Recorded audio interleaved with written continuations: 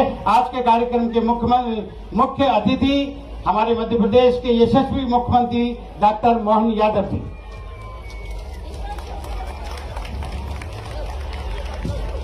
भोपाल उत्सव न्यू दशहरा मैदान टीटी नगर के इस कार्यक्रम में अभी माननीय अग्रवाल जी, संपादक भास्कर, जोरदार अभिनंदन करें पूरे मंच का। वैसे माननीय रामेश्वर जी, महापौर जी, अध्यक्ष जी, राहुल जी, हमारे दूसरे अग्रवाल, सारे अग्रवाल जी और हमारे गोस्वामी जी, इस अवसर पर आप सबको भी प्रणाम करता हूँ, बधाई भी देता हूँ। मैं केवल इतने ही निवेदन करके थोड़ा जल्दी उठाऊं कि मुझे अभी रात में ही दिल्ली पहुंचना है और कल हमारा अभी चुनाव का 2 दिन का 17-18 महाराष्ट्र और झारखंड का चुनाव का टाइम बचा है और इसके कारण से हमारी रात की बैठक भी है और कल भी दिन भर कार्यक्रम अलग अलग लगे हैं। लेकिन चूंकि मैंने कमिटमेंट किया था कि मैं आऊंगा जरूर, भले 2-4 मिनट 5 मिनट के लिए आऊंगा। माननीय अग्रवाल जी ने जो बात कही है, हमारी संस्कृति उत्सव मेला प्रधान संस्कृति है और ये बात सही कि इस मेले उत्सव के माध्यम से हम अपने जीवन के आरोह अवरोह कई प्रकार की दुनियादारी में लगे रहते हैं, लेकिन यहाँ आकर के हम सब इस रंगारंग रोशनी और आनंद में हो जाते हैं। और ये मेले लगाने के लिए लगने और लगाने वाले के दोनों के कष्ट भी अलग प्रकार के हैं।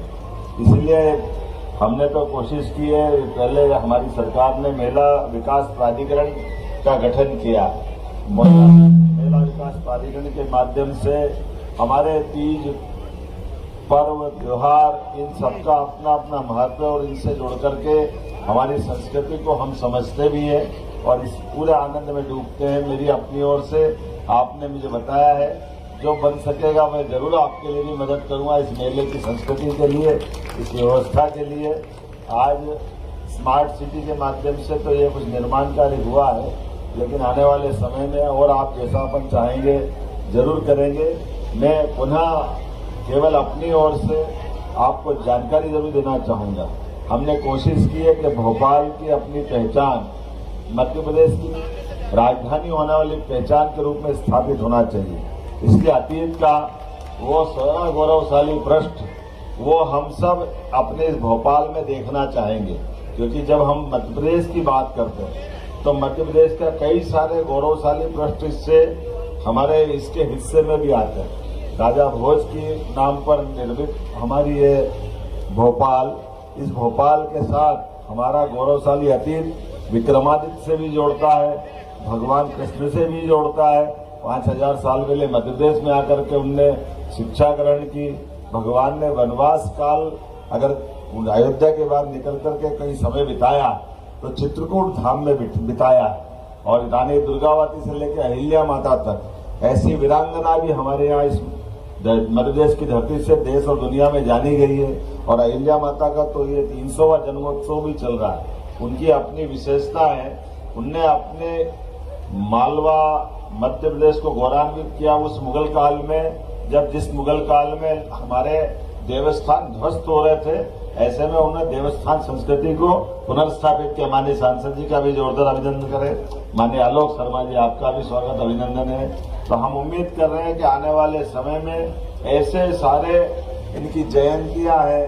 रानी दुर्गावती का 500वां जन्मोत्सव चल रहा है, जिसने अपने 52 युद्ध वो लड़ी है, लेकिन 51 युद्ध में कभी किसी युद्ध में हारी नहीं।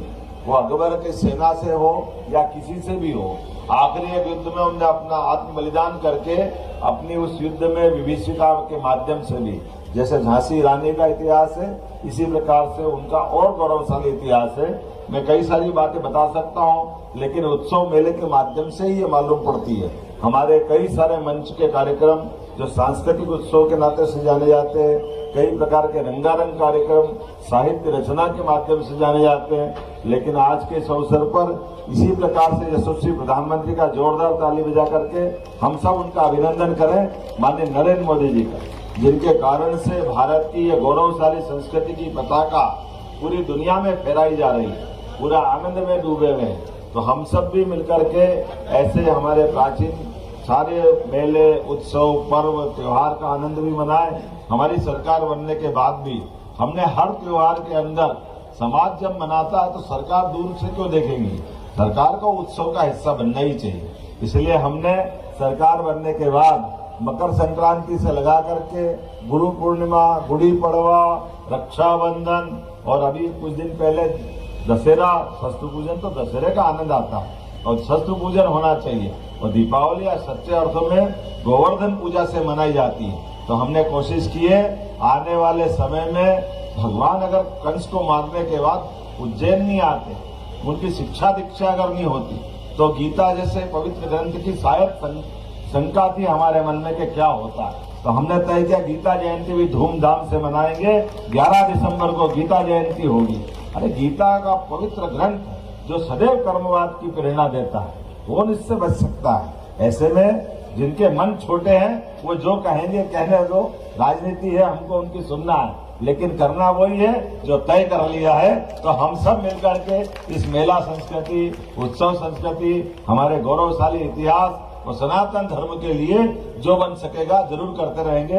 पुनः इस अवसर पर, मेले के उद्घाटन के अवसर पर आप सबको बधाई, बहुत बहुत धन्यवाद। बोलिए गोपाल कृष्ण भगवान की।